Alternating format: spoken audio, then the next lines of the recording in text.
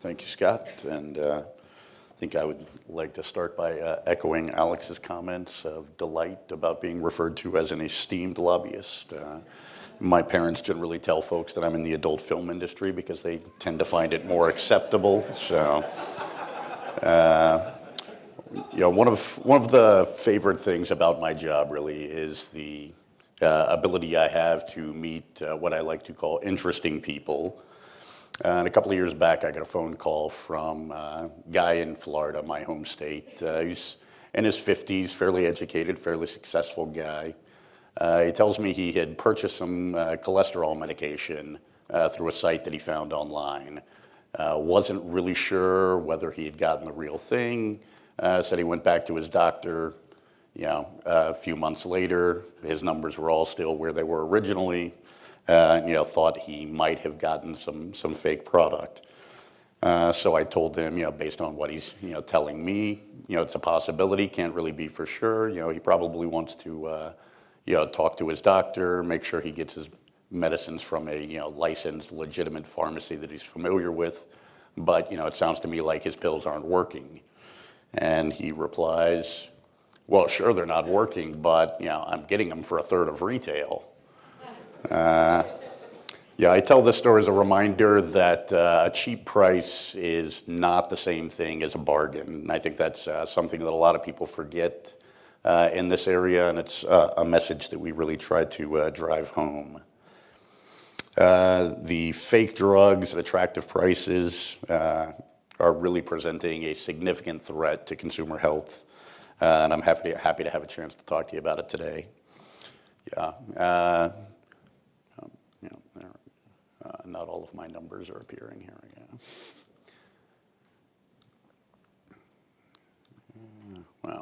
We'll take them one at a time. In fiscal year 2010, the Department of Homeland Security seized approximately $5.5 million worth of counterfeit pharmaceuticals coming into the U.S. And intended for distribution and consumption here. And while law enforcement's efforts are appreciated and are substantial, I think it's important to remember that they only represent one piece of the puzzle. There's a lot that private sector can and should be doing, and that we really must be doing if we really want to, solve the problem on the whole. The crisis, and I don't think that word overstates the level of the problem in the least, that we face in regard to protecting medicines and protecting patients, is not one that we're simply going to arrest or seize our ways out of. So I'd like to spend a few minutes talking about the role of the private sector and enforcement against counterfeit pharmaceuticals and ensuring the safety of that market.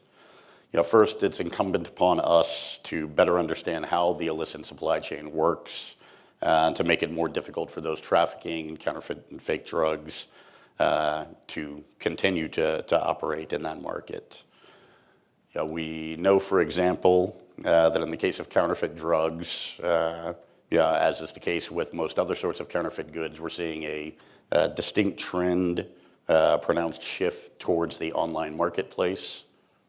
I'm going the wrong way now. With the ability to take and fulfill orders through sophisticated consumer-facing websites, counterfeiters are able to streamline their distribution chains, making it more difficult to investigate and infiltrate. At the same time, they're increasing their profit margins, maintaining their anonymity, and generally operating beyond the reach of U.S. law enforcement.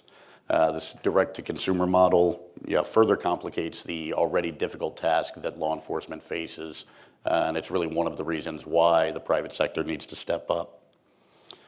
In years past, fake product was generally shipped into the country by the container load, and interdicting those containers we generally compared to finding the proverbial needle in a haystack. The shift to the direct-to-consumer model, though, has turned that into finding many, many, many more tiny needles in an exponentially greater number of haystacks. In order to have a legitimate impact, if we're going to be effective, we must adapt to this new business model that the counterfeiters themselves have adopted.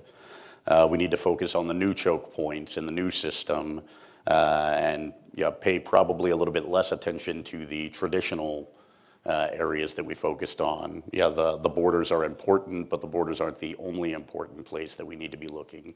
Flea markets are still important, but they're not the only places we need to be looking on. We need to be asking questions like, how are consumers finding these drugs today? And when they're finding them online, the answers are fairly obvious. They're finding them through advertisements, whether paid or sponsored links. They're finding them through websites, search engines. How are the operators making money off of their sites?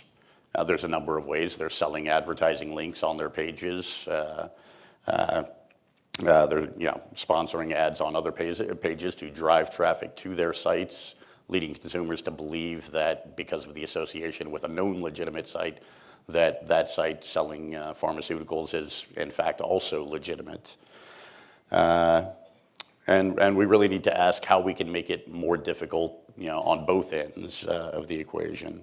More difficult for consumers to find the sites and more difficult for counterfeiters to operate the sites. We're very pleased that in recent months, Congress has shifted its focus to address a number of these issues. And pending legislation in the House and the Senate, the Protect IP Act, S-968, that's introduced in the Senate back in May, and SOPA, not quite as catchy a name, but introduced in the House just yesterday. At the IACC, we're also in the process of developing a program, a collaboration with a number of major credit card companies and payment processing networks to help identify a lot of these bad actors that are on the web and to really hit them where it hurts, in their bank accounts and their pocketbooks by cutting off their ability to accept payments. Probably the starkest contrast between the way things were operating when I first got into this business and the way things are now is, say 10 years ago, you were dealing primarily with strictly digital goods. You had people trading music, trading movies, trading video games, and in many cases not asking for payment. Not so much the case these days. The individuals that are involved in the trafficking of counterfeit goods, and particularly in the trafficking of counterfeit pharmaceuticals, they're in it to make money, plain and simple. And if they can't get paid, if they can't process the payments from their potential customers, if they can't collect ad revenue, then it's our hope that they'll find another more respectable line of business, perhaps lobbying.